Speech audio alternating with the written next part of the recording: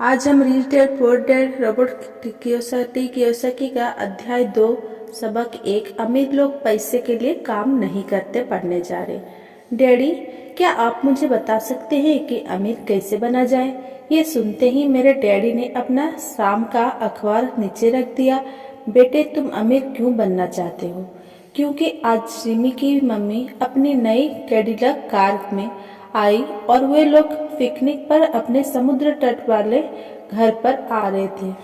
Jimmy अपने साथ अपने 3 दोस्त को ले गया, परंतु माइक और मुझे नहीं ले गया। उसने हमसे यह कहा कि वो हमें इसीलिए नहीं ले जाएगा क्योंकि हम लोग गरीब बच्चे थे। उसने ऐसा कहा? डैडी ने अविश्वास से पूछा। हाँ, बिल्कुल ऐसा, मैंने दर्द भरी आवाज में कहा। डैडी ने अपना सिर हिलाया, नाक तक चश्मे को चढ़ाया और फिर अखबार पढ़ने लगे। मैं उनके जवाब का इंतजार करता रहा। ये 1956 की बात थी। तब मैं 9 साल का था। किस्मत की बात थी कि मैं उसी पब्लिक स्कूल में जाता था जिसमें अमीर लोग के बच्चे पढ़ते थे। हर सुगर प्लांटेशन के कस्बे में रहते थे। प्लांटेशन के मैनेजर और कस्बे के बाकी अमीर लोग जैसे डॉक्टर, बिजनेसमैन और बैंकर अपने बच्चों को पहली क्लास से 6ठी क्लास तक इसी स्कूल में भेजते थे। 6ठी क्लास के बाद बच्चों को प्राइवेट स्कूल में भेजा जाता था। अगर मेरा परिवार सड़क के दूसरे छोर पर रहा होता तो मुझे अलग तरह के स्कूल में भेजा जाता जहां मेरे जैसे परिवार के बच्चे पढ़ते थे। 6ठी क्लास के बाद इन बच्चों की तरह मैंने भी पब्लिक इंटरमीडिएट और हाई स्कूल किया होता, क्योंकि उनकी ही तरह मेरे लिए भी प्राइवेट स्कूल में जाना संभव नहीं था। मेरे डैडी ने अखबार को रख दिया। मुझे पता था कि वे क्या सोच रहे थे। उन्होंने धीमे से शुरुआत की। अगर तुम अमीर बनना चाहते हो तो तुम्हें पैसे बनाना सीखना चाहिए। मैंने पूछा, मैं पैसे बनाना किस तरह सीख सकता हूँ? अपने दिमाग के इस्तेमाल से, उन्होंने मुस्कुराते हुए कहा, जिसका असली मतलब यह था, बस मैं तुम्हें इतना ही बता सकता हूँ, या मैं इसका जवाब नहीं जानता, इसीलिए मुझे तंग मत करो। एक साझेदारी हुई। अगली सुबह मैंने अपनी सबसे अच्छे दोस्त माइक को अपने डैडी के बात बताई। जहाँ तक मुझे याद है, उस स्कूल में मैं और माइक ही 2 गरीब बच्चे थे। माइक भी मेरी ही तरह था, क्योंकि वो भी किस्मत की वजह से ही उस स्कूल में था। ऐसा लगता था जैसा किसी ने कस्बे में स्कूल की सरहदें तय कर दी थी और इसी कारण हम लोग अमीर बच्चे के स्कूल में पढ़ रहे थे। सच कहा जाए तो हम लोग गरीब नहीं थे, परंतु हमें ऐसा लगता था क्योंकि बाकी सभी बच्चे के पास नए बेसबॉल ग्लोव्स, नई साइकिल और हर चीज नई होती थी। मम्मी और डैडी ने हमें जरूरत की सभी चीजें दी थी, जैसे खाना, घर, कपड़ा, लेकिन इससे ज्यादा कुछ नहीं। मेरे डैडी कहा करते थे, अगर तुम्हें कोई चीज चाहिए तो उसके लिए काम करो। हमें बहुत सी चीजें चाहिए थी, लेकिन 9 साल के बच्चों के करने के लिए ज्यादा काम मौजूद नहीं थे। माइक ने पूछा, तो पैसा कमाने के लिए हमें क्या करना चाहिए? मैं नहीं जानता, मैंने कहा, लेकिन क्या तुम इस काम में मेरे पार्टनर बनना चाहते हो? वो राजी हो गया और उस शनिवार की सुबह माइक मेरा पहला बिजनेस पार्टनर बन गया। हम दोनों पूरी सुबह यही सोचते रहे कि पैसा किस तरह कमाया जाए। कभी कभार हम उन बेफिक्र बच्चों के बारे में बातें करते रहे जो जिमी के समुद्र तट वाले घर पर मजे कर रहे होंगे। इससे थोड़ी चोट पहुंचती थी, परंतु ये चोट अच्छी थी क्योंकि इसने हमें यह सोचने के लिए प्रेरित किया कि पैसा कैसे कमाया जाए। आखिरकार उस दोपहर को हमारे दिमाग में बिजली कौंध गई। ये एक ऐसा विचार था जो माइक ने किसी विज्ञान की किताब में पढ़ा था। रोमांचित होकर हमने अपने हाथ मिलाए और पार्टनरशिप के पास अब एक बिजनेस था। अगले कुछ हफ्ते तक मैं माइक आसपास के इलाके में दौड़ भाग करते रहे। हम दरवाजे पर दस्तक देते थे और पड़ोसियों से कहते थे कि वे अपने इस्तेमाल किए हुए टूथपेस्ट ट्यूब हमारे लिए रख ले। हैरत से हमें देखते हुए ज्यादातर लोगों ने मुस्कुराकर हमारी बात मान ली। कुछ हमें टूथपेस्ट ट्यूब क्यों चाहिए, इसके जवाब में हमने कहा, हम आपको ये ने हमसे पूछा कि नहीं बता सकते। यह एक बिजनेस सीक्रेट है। सप्ताह गुजरते गए और मेरी माँ बहुत दुखी हो गई। अपने कच्चे माल को इकट्ठा करने के लिए हमने जो जगह चुनी थी वो उनकी वॉशिंग मशीन के ठीक पास थी, एक भूरे कार्डबोर्ड के डब्बे में जिसमें कभी केचप की बोतल रखा करती थी। हमारे इस्तेमाल किए हुए टूथपेस्ट के ट्यूब की संख्या बढ़ने लगी। आखिर एक दिन माँ के सब्र का बांध टूट गया। पड़ोसियों के मूढ़े तूढ़े और इस्तेमाल किए हुए टूथपेस्ट ट्यूब को देखते देखते वह उब गई थी। उन्होंने पूछा, तुम लोग कर क्या रहे हो? और मैं ये नहीं सुनना चाहती थी कि ये एक बिजनेस सीक्रेट है। इस कचरे को साफ कर दो या मैं इसे उठाकर बाहर फेंक देती हूँ। माइक और मैंने उनके हाथ पैर जोड़े और उन्हें यह बताया कि जल्दी ही हमारा कच्चा माल पर्याप्त जमा हो जाएगा और फिर हम उत्पादन शुरू कर देंगे। हमने उन्हें बताया कि हम कुछ पड़ोसियों का इंतजार कर रहे थे ताकि वे अपने टूथपेस्ट के ट्यूब्स खत्म कर लें। माँ ने हमें एक हफ्ते की मोहलत और दे दी। उत्पादन शुरू होने की तारीख करीब आ गई थी। दबाव बढ़ चुका था। हमारे वेयरहाउस के मालिक यानी मेरी माँ ने हमारी पहली पार्टनरशिप कंपनी को जगह खाली करने का नोटिस थमा दिया था। अब माइक का काम यह था कि वो पड़ोसियों को अपनी टूथपेस्ट जल्दी खत्म करने के लिए कहे और साथ में यह भी जोड़ दे, दांत के डॉक्टरों का कहना है कि दिन में कई बार ब्रश करना चाहिए। मैं उत्पादन की प्रक्रिया को ठीक ठाक करने में जुट गया। एक दिन मेरे डैडी अपने एक दोस्त के साथ कार में बैठकर पोर्च में आए और उनके आश्चर्य का ठिकाना नहीं रहा जब उन्होंने वहां 9 साल के 2 बच्चों को उत्पादन की प्रक्रिया में पूरी गति से जुटे देखा। हर जगह बारीक सफेद पाउडर बिखरा हुआ था। एक लंबी मेज पर स्कूल से लाए गए दूध के छोटे कार्टन थे और हमारे परिवार की हिवाची ग्रिल लाल दहकते कोयले के साथ अधिकतम गर्मी पर जल रहे थे। डैडी सावधानी से चलकर हमारे करीब आए। चूंकि हमारे उत्पादन की प्रक्रिया ने पोर्च पर कब्जा कर लिया था, इसीलिए उन्हें कार बाहर ही खड़ी करनी पड़ी। जब वे और उनके दोस्त पास आए तो उन्होंने कोयले के ऊपर रखा एक स्टील का बर्तन देखा जिसमें टूथपेस्ट के ट्यूब पिघल रहे थे। उन दिनों टूथपेस्ट प्लास्टिक के ट्यूब में नहीं आते थे, ट्यूब शीशे के बने होते थे।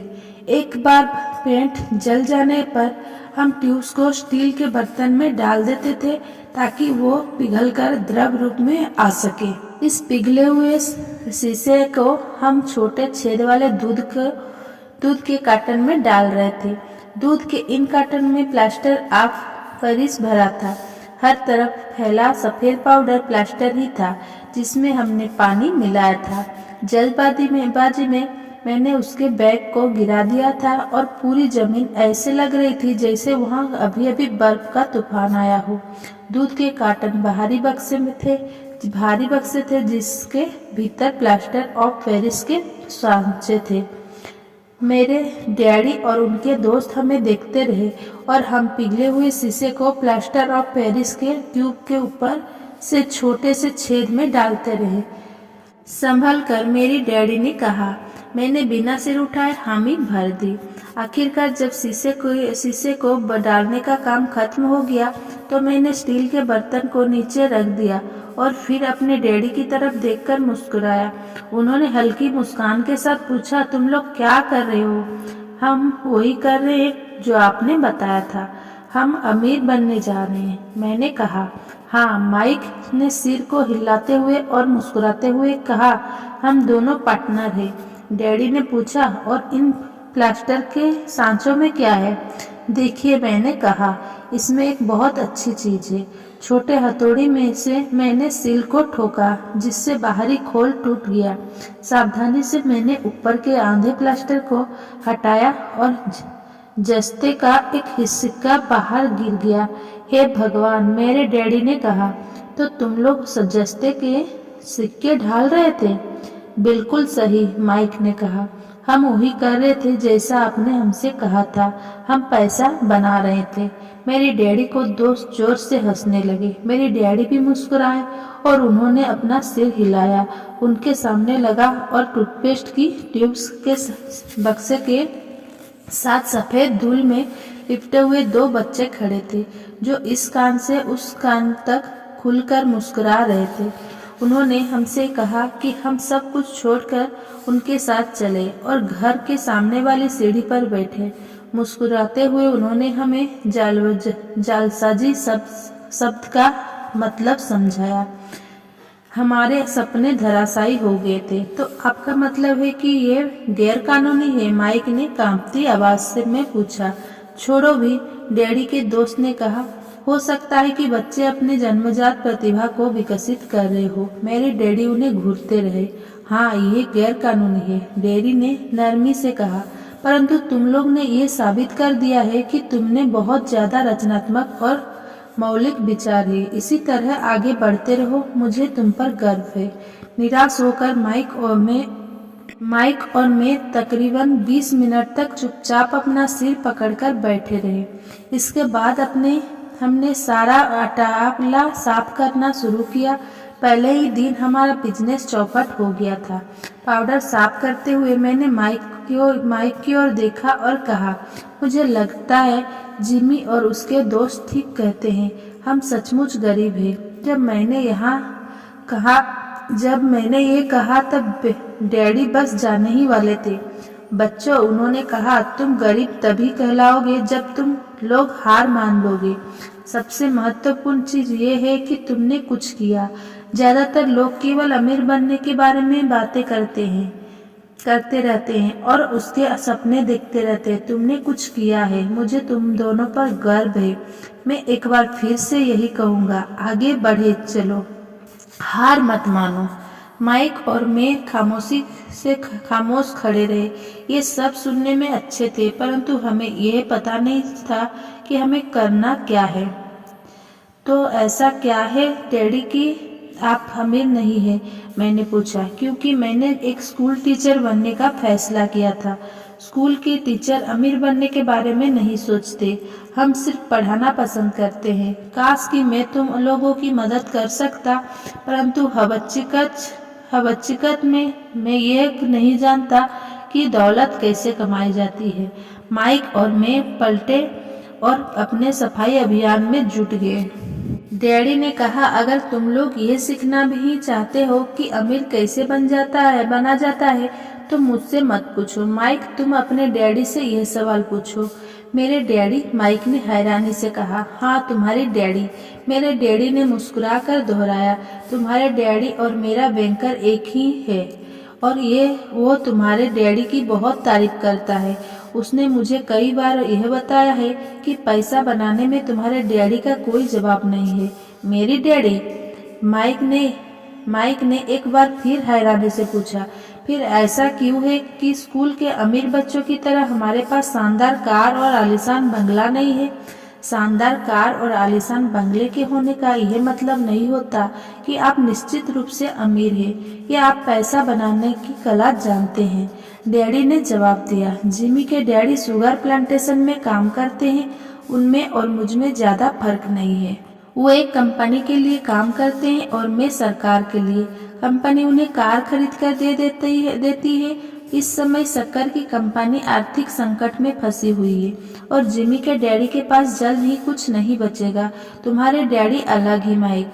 ऐसा लगता है कि वे एक साम्राज्य बनाने जा रहे हैं और मेरा अंदाज है कि कुछ ही सालों में वे बहुत अमीर बन जाएंगे। ये सुनकर माइक और मैं एक बार फिर रोमांचित हो गए। नए उत्साह से हमने अपने डूबे हुए व्यवसाय के कचरे को साफ करना शुरू कर दिया। जब हम सफाई कर रहे थे तो हमने यह भी योजना बना ली कि कब और कैसे माइक के डैडी से बात की जाए। समस्या ये थी कि माइक के डैडी बहुत ज्यादा काम करते थे और देर रात तक घर नहीं लौटते थे। माइक के डैडी के पास कई वेयरहाउस, कंस्ट्रक्शन कंपनी, स्टोर्स की श्रृंखला और 3 रेस्तरां थे। रेस्तराओं के कारण ही उन्हें घर लौटने में देर हो जाती थी। सफाई खत्म करने के बाद माइक बस पकड़कर अपने घर चला गया। वो अपने डैडी से बात करने वाला था, चाहे वे कितना ही देर से घर लौटे, और उनसे पूछने वाला था कि क्या वे हमें अमीर बनने की तरकीब सिखाने के लिए तैयार है। माइक ने मुझसे वादा किया कि जैसे ही वो अपने डैडी से बात कर लेगा वो मुझे फ़ोन करेगा, चाहे कितना ही देर क्यों ना हो जाए। फ़ोन रात को 8:30 बजे आया। ओके, अगले शनिवार, मैंने कहा और फ़ोन रख दिया। माइक के डैडी माइक और मुझसे मिलने के लिए तैयार हो गए थे। शनिवार की सुबह 7:30 बजे मैंने शहर के दूसरे हिस्से में जाने के लिए बस पकड़ी और सबक शुरू हुए। मैं तुम्हें 1 घंटे के 10 सेंट दूंगा। 1956 की तनख्वाह के हिसाब से भी 10 सेंट प्रति घंटे का वेतन कम था। माइकल और मैं सुबह 8 बजे उसके डैडी से मिले। वे पहले से ही व्यस्त थे और उनके पास 1 घंटे से भी ज्यादा का काम मौजूद था। जब मैं उनके साधारण छोटे और साफ घर के सामने पहुंचा तो मैंने देखा कि उनका कंस्ट्रक्शन सुपरवाइजर अपने पिकअप ट्रक में वहां से जा रहा था। माइक मुझे दरवाजे पर ही मिल गया। डैडी अभी फोन पर है और उन्होंने कहा है कि हम लोग पीछे के पोर्च में उनका इंतजार करें। माइक ने दरवाजा खोलते हुए कहा। जब मैंने उस पुराने घर की दहलीज के अंदर कदम रखा तो लकड़ी के पुराने फर्श की चरमराहट सुनाई दी। दरवाजे के भीतर सस्ती सी चटाई थी। चटाई वहां इसीलिए रखी गई थी ताकि फर्श पर पड़े अनगिनत कदमों के निशान को छुपाया जा सके। हालांकि यह साफ थी, पर यह स्पष्ट दिखता था कि उसे बदल देना चाहिए। जब मैं संकरे लिविंग रूम में घुसा तो मेरा दम घुटने लगा था। वहां पुराने फर्नीचर की बू आ रही थी और निश्चित रूप से उस फर्नीचर को संग्रहालय में होना चाहिए था। सोफे पर 2 महिलाएं बैठी थी जिनकी उम्र मेरी माँ से थोड़ी ज्यादा होगी। महिलाओं के सामने एक पुरुष मजदूर के कपड़ों में बैठा हुआ था। उसने खाकी पैंट और खाकी शर्ट पहन रखा था। हालांकि कपड़े साफ और फ्रेश किए थे, परंतु उनमें स्टार्च नहीं किया गया था। उस आदमी की उम्र मेरे डैडी से लगभग 10 साल ज्यादा होगी, शायद 45 साल। जब मैं और माइक उनके पास में से गुजरते हुए किचन की तरफ गए जहां से पोर्च का रास्ता था तो वे मुस्कुराए। मैं भी जवाब में शर्माकर मुस्कुरा दिया। ये लोग कौन है? मैंने पूछा। अरे, ये लोग डैडी के लिए काम करते हैं। बूढ़ा व्यक्ति उनके वेयरहाउस को संभालता है और महिलाएं रेस्तरां की मैनेजर है। और तुमने उस कंस्ट्रक्शन सुपरवाइजर को तो देखा ही होगा जो यहाँ से 50 मील दूर एक सड़क परियोजना पर काम कर रहा है। उनका दूसरा सुपरवाइजर जो बहुत से घर बना रहा है वो तुम्हारे आने के पहले ही जा चुका है। क्या ऐसा हमेशा ही होता है? मैंने पूछा। हमेशा तो नहीं, पर अक्सर ऐसा ही होता है, माइक ने कहा और मेरे पास अपनी कुर्सी खींचते हुए वो मुस्कुराया। मैंने उनसे पूछा था कि क्या वे हमें पैसा बनाना सिखाएंगे। माइक ने मुझे बताया। अच्छा, और उन्होंने इसका क्या जवाब दिया? मैंने सावधानीपूर्ण उत्सुकता से पूछा। पहले तो उनके चेहरे पर हंसी आई, पर फिर कुछ सोचकर उन्होंने कहा कि वे हमारे सामने एक ऑफर रखेंगे। अच्छा, मैंने कहा और अपनी कुर्सी की पीठ दीवार से टिका ली। मैं वहां कुर्सी के पिछले 2 पैरों के सहारे टिका बैठा रहा।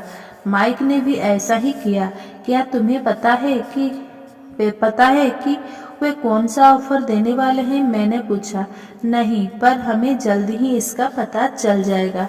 अचानक माइक के डैडी इस पुराने दरवाजे से घुसकर पोर्च में दाखिल हुए।